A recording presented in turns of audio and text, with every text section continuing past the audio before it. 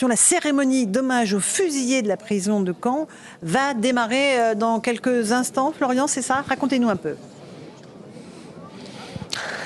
Dans quelques minutes, effectivement, Laurence, on attend toujours le président de la République qui est sur une autre commémoration à Saint-Lô, tout simplement parce qu'il enchaîne ces commémorations durant 3 jours donc pour honorer la mémoire de ceux qui sont tombés lors du débarquement de Normandie, commémorations qui ont débuté ce matin à Plumelec pour honorer la mémoire des premiers parachutistes donc qui ont été déployés dans la nuit du 5 au 6 en Bretagne pour notamment ralentir la progression de l'armée allemande qui aurait pu rejoindre la Normandie et donc compliquer les opérations du 6 juin 44. D'un point de vue peut-être plus politique, c'est important pour le président de la République de célébrer donc cet anniversaire ô combien important dans notre pays, tout simplement parce que vous l'avez noté, Laurence, cela se déroule juste avant la période de réserve et cela permettrait à Emmanuel Macron de s'afficher comme l'homme fort de l'Union européenne, celui qui parle à Joe Biden, le président américain,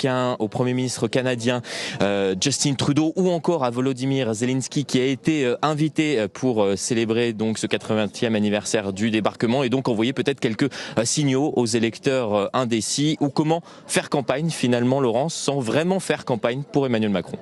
Merci beaucoup Florian Tardif avec Laurence Sélarié. Faire campagne sans faire campagne, tout en faisant campagne, puisque demain soir, Catherine Ney, il sera à la télévision, sur toutes les chaînes de télé, pour faire une allocution sur les commémorations et sur la situation des élections européennes. Oui, mais je ne sais pas si les Français qui vont voter dimanche, je ne sais pas si ça aura une influence, parce que c'est quand même très... On leur a assez dit, ils le ressentent, c'est trop de paroles, c'est trop d'entrée dans la campagne, c'est too much. Je ne sais pas, ça peut être, moi je crois que ça peut être aussi très... Contre-productif, oui. Ah oui. Vincent Herouette. Il y a un mot qui s'appelle l'oclocratie, c'est très savant. De quoi? L'oclocratie, la réalité est beaucoup plus commune, vous allez voir de quoi il s'agit. Oui. Tout le monde parle, personne n'écoute, tout le monde décide, nul ne fait rien. Ah, oui. Alors 3 jours pour commémorer le 80e anniversaire, je doute moi personnellement que ça restaure l'image de la France en Europe. Pourquoi? Je ne crois pas que ça va être magnifique demain. Ça va être magnifique demain. L'Union européenne parce qu'il aura passé 3 jours avec les anciens combattants, dont les pauvres anciens combattants qui attendent le président depuis des heures entre vous et moi. Ça, il faut avoir fait au moins une fois à participer à ce genre de cérémonie pour savoir ce que ces gens qui sont âgés subissent à attendre pendant des heures. Par exemple, au Mont-Valérien, la cérémonie a lieu en début d'après-midi, il faut être à 7 heures. Pour les raisons de sécurité, Vincent. Ce que je veux dire, c'est que ça va être effectivement 3 jours de commémoration grandiose. Oui. Passer en revue les troupes. C'est ce qu'on disait au début de l'émission. Le vent mauvais qui s'est réveillé, qui se lève sur l'Europe, avec une assimilation de la guerre en Ukraine au délire nazi et à l'occupation de la France. Moi, je ne pense pas que ça marche avec les Européens. D'ailleurs, je lis la presse anglaise, par exemple, qui est extraordinairement méchante. Vous direz, c'est habituel. Oui, mais ils ne votent pas pour les Européens. Avec nous. Pas autant que la presse allemande, pas autant que la presse italienne, mais ils sont quand même très sévères par rapport à cette goût de la France. De la commémoration. Éric Revel. Ce qui me frappe le plus, c'est la frivolité politique avec laquelle Emmanuel Macron passe du concept de souveraineté européenne au sentiment national. Vous voyez ? Donc là, les 3 jours de commémoration, c'est la France éternelle, c'est la France qui a lutté, c'est la France qu'on ne peut pas... Surtout les alliés qui ont lutté. Mais bon. Et puis, le restant du temps, on a un président de la République qui ne nous parle pas du tout de la souveraineté nationale, qui nous parle que de souveraineté européenne. Vous voyez ? Donc, évidemment que c'est de la communication politique, mais où je rejoins peut-être Catherine Ney, c'est que, attention, est-ce que ça ne va pas se transformer en une sorte de référendum anti-Macron, à force de trop le voir, non seulement on ne le voit plus, mais on finit par être agacé un peu pour un certain nombre d'entre nous. C'est une inondation. La communication du président, c'est vrai... Mais Emmanuel Macron a intégré que cette élection était devenue un référendum pour ou contre lui, donc il fait campagne pour lui. ça me semble tout à fait cohérent. Alors là où il se trompe, me semble-t-il, c'est qu'effectivement, plus il parle, plus sa candidate va baisser dans les sondages. On l'a vu d'ailleurs après le discours de la Sorbonne, où Valérie Hayé a baissé dans les sondages de 1 à 2 points, immédiatement après le discours sur l'Europe d'Emmanuel Macron. Là, ça n'est pas tant le sentiment national qu'il voudrait exalter, c'est sa stature internationale qu'il met en avant.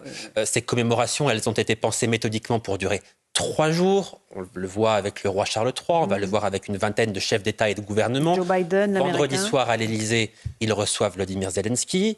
Samedi soir à l'Élysée, dîner d'État avec Joe Biden à la veille du vote. Donc c'est une séquence sur toute la semaine qui a été bien pensée par l'Élysée et ses conseillers en communication. Mais attends, le 6 juin tombe le 6 juin, Johan. Et on vote le 9, qu'est-ce que je vous dise? Naturellement, mais on n'est pas obligé de faire tout cela. C'est les 80 ans. J'entends bien, mais sur 3 jours, tout cela est pensé, évidemment, pour coïncider avec le vote qui a lieu le dimanche. Les dîners d'État à l'Élysée, les réceptions de Vladimir Zelensky, etc. Oui, c'est bien sûr pensé. Sa stature internationale, il l'avait mise en avant l'élection présidentielle. Il avait utilisé le même stratagème, en réalité. Là, il pense que ça peut à nouveau payer. C'est un récidiviste. En 2017, c'était à Oradour-sur-Glane, entre les 2 tours, qui est allé faire une sorte de... de cérémonie. Mais effectivement, on peut enrôler l'histoire. On peut aimer l'histoire de France, Mais si vous voulez, pour les Français ordinaires, qui ne sont pas des puits follets, qui ne sont pas des figurants de cette grande mise en scène mémorielle, il y a 45 000 policiers qui sont mobilisés là pour les cérémonies en Normandie. Il y a 12 000 agents de sécurité, les types avec les lunettes noires et les oreillettes pour assurer le barnum sécuritaire autour des chefs d'État. Et puis vous avez les Français qui sont appelés à rester chez eux devant le poste pour commémorer le sacrifice de leur famille. Oui, mais enfin, Catherine lors de ses vœux, il y avait 2 mots, c'était réarmement. Et pour la fin de son discours, c'était l'année des fiertés françaises. Et dans l'année des fiertés françaises, c'était la commémoration. C'est pas tous les ans qu'il y a les 80 ans. Et il voulait en faire une grande fête. Et là, il vit une apothéose, comme en 2018, il avait fait les 100 ans de la fin de la guerre de l'armistice, 14-18. Il avait visité 11 départements. Il avait fait, je sais pas combien de villes, fait des discours, et ça s'était terminé par ce grand rassemblement le 11 novembre, sous l'Arc de Triomphe, avec Poutine, avec Trump. Qui avait été un échec patent. Oui, mais voilà, c'est une auto-célébration, c'est ce qu'il aime, il le met... on ne va pas lui reprocher de célébrer la France éternelle non plus. On peut s'inquiéter du fait qu'en célébrant la Seconde Guerre mondiale, il prépare la 3e.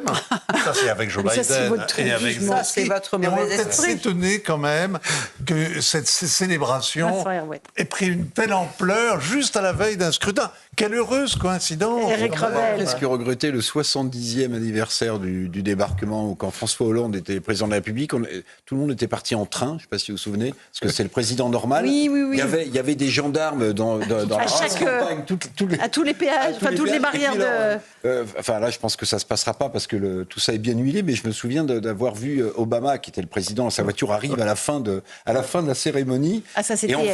c'est incroyable. C'était la voiture, ce tank-là? Non. Oui, le truc énorme. Et en fait, le président Obama rentre dans sa voiture et François Hollande s'aperçoit qu'il lui a pas serré la main alors qu'il repart. Et donc, ils refont le truc pour les photographes, ils ressortent de la voiture. J'avais trouvé ça. Donc, vous voyez, parfois, les protocoles peuvent être... à chaque président, sa communication, n'est-ce pas? Oui. Bon, là, c'était un président normal. Bon, en tout cas, voilà, la séquence va se terminer. Donc, jeudi soir. La période de réserve, c'est quand par rapport aux élections qu'elle commence? Vendredi à minuit. Vendredi à minuit. Donc, et comment on fait pour rééquilibrer? L'ARCOM a demandé que ce soit rééquilibré. Entre jeudi et vendredi. Dans les micros. Très compliqué pour les chaînes et les radios. Bien sûr, et pour les candidats. Rééquilibrer s'il parle beaucoup des élections européennes. Peut-être qu'il ne parlera que de la situation internationale et pas la situation des élections européennes. Avec des fleurs de rhétorique, avec des litotes, avec des euphémismes, non? Je voulais juste vous faire écouter un petit extrait de ce qu'a dit Rachida Dati, la ministre de la Culture, tout à l'heure à l'Assemblée nationale, parce qu'elle est revenue sur une séquence qui a beaucoup marqué les Français. C'est quand lundi matin, Gabriel Attal s'est invité lors d'une interview de Valérie Hayé, la candidate de Renaissance. Elle était chez nos confrères de France Info et elle parlait. Puis tout d'un coup, le Premier ministre a déboulé. Il était dans une autre antenne du groupe de Radio France. Écoutez ce qu'a dit Rachida Dati, parce que voilà, ça a fait du buzz. Écoutez la réponse de la ministre de la Culture.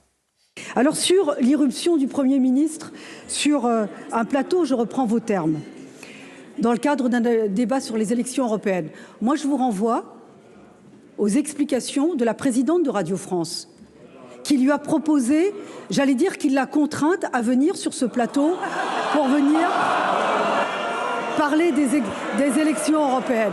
Donc je pense, et vous avez le loisir de le faire, de pouvoir évidemment lui demander des explications à ce titre. Je vous remercie. Voilà, et c'était au Sénat, pas à l'Assemblée. Et c'est pas une explication loufoque. Voilà, elle dit avec le sourire aux lèvres, la présidente de Radio France l'a contrainte à venir sur le plateau. Oui. C'est un terme, effectivement, qu'elle aurait passé d'utiliser. C'est un terme qui ne correspond pas, en tout cas, à ce qui s'est vraisemblablement passé. Elle lui a peut-être proposé. Il aurait pu dire non. Mais ça, c'est un discours d'ancienne ministre de la Justice. Il est évident que ce qui les gêne le plus, ça n'est pas tant le fait qu'il soit allé au secours de Valérie Hayé, c'est ce qu'il a fait pendant toute la campagne, aller secourir sa candidate, il l'a fait depuis 2 mois. C'est vraiment les critiques qui concernaient le fait qu'il puisse s'inviter à tout moment sur les antennes de Radio France. C'est ça qui a le plus gêné Matignon. Donc elle répond à cela, évidemment, en utilisant la présidente de Radio France comme bouclier. Tout cela semble un peu orchestré, téléphoné entre Radio France et Matignon. Même Gabriel Attal est plié en deux de rire. Mais si on a mauvais esprit, on peut dire que comme la fusion est en marche entre France Télévisions et Radio France, ils vont recréer l'ORTF. Bon, ça y est, ils sont éditorialement déjà dans cette ORTF. Voilà. Ça va être. Non, mais c'est vrai. Retour vers le futur. Que le chef du gouvernement soit dans la radio d'État comme chez lui ne surprendra aucun de ceux qui ont la mémoire longue et qui se souviennent d'Alain Perfit. Il y avait un téléphone, le conducteur du 20h. Il y avait un téléphone de l'Élysée. Oui, et le ministre avait ses logements de fonction dans le Palais Gruyère, sur le côté Seine. Tu oublies que c'était à une époque où il y avait une chaîne de télévision qui avait un journal le soir. Donc on pouvait téléphoner pour dire quel morceau du discours du général de Gaulle il fallait reprendre. Et oui, c'est plus facile. Nous avons changé d'époque. On a complètement changé d'époque. Pas tant que ça. Le général avait inauguré le palais. On a le sentiment. Il avait demandé à Perfit, il y a combien de gens qui travaillent là? Et Perfit lui avait répondu, 1/3, mon général. 1/3. 1/3 de quoi? C'est comme pour le garde des Sceaux. On a cette campagne qui va se terminer, Yohann Usaï, avec, évidemment, beaucoup d'enjeux sur le scrutin de dimanche soir. Qu'est-ce qui peut se passer la semaine après? Tout ou rien du tout? Plutôt rien du tout, me semble-t-il. Bon, voilà, merci. Il est évident qu'Emmanuel Macron ne démissionnera pas, il ne va pas dissoudre l'Assemblée nationale, il ne va pas changer de Premier ministre, il l'a nommé il y a moins de 6 mois. Donc oui, je crois effectivement qu'il n'y aura pas de conséquences. D'ailleurs, il a répondu, il a acté son échec en disant à élection européenne, conséquences européennes. Donc il a acté le fait qu'il allait perdre et qu'il n'y aurait pas de changement en France. Catherine Ney, avant de filer dans le studio de Pierre de Villeneuve qui nous attend déjà. Oui. Qu'est-ce qu'on attend la semaine prochaine après l'élection européenne? Je ne sais pas, peut-être que le président va se reposer, mais on voit qu'il n'est jamais fatigué parce que c'est quand même un athlète de haut niveau. Quand même, c'est une performance. Donc il va réfléchir, il parlera peut-être, mais peut-être moins longuement. Enfin, il parlera sûrement, mais peut-être moins. Puis on va réfléchir, les états-majors, il va répondre. Vous voyez, chacun va. Vous voyez, c'est quand la mer se retire qu'on voit qu'il se nager sans maillot. Voilà. Jolie phrase de Catherine Ney. Vincent, peut-être une conclusion? Non, là-dessus, on peut. Non, la reine Catherine a conclu. C'est absolument magnifique.